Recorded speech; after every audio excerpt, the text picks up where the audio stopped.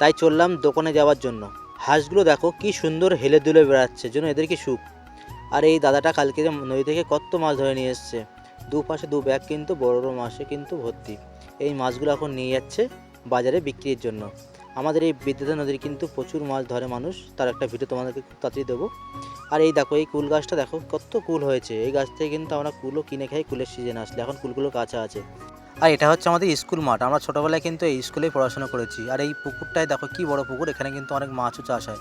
তো দোকানে চলে আসলাম, দোকান থেকে সার্ফও নিলাম, সাথে রকি ভাইয়ের জন্য একটা চিড়ে ভাজাও নিলাম। দেখো সাথে আমার কিন্তু রকি ভাই এসেছিলো, তাই ওকে চিড়ে ভাজার প্যাকেট থেকে চিড়ে ভাজা বার করে দিলাম। আর পাশে দেখো আমার অনেকগুলো পাখি বন্ধুরাও কিন্তু খেলছিল, তাদেরকেও দিলাম একটু চিড়ে ভাজা।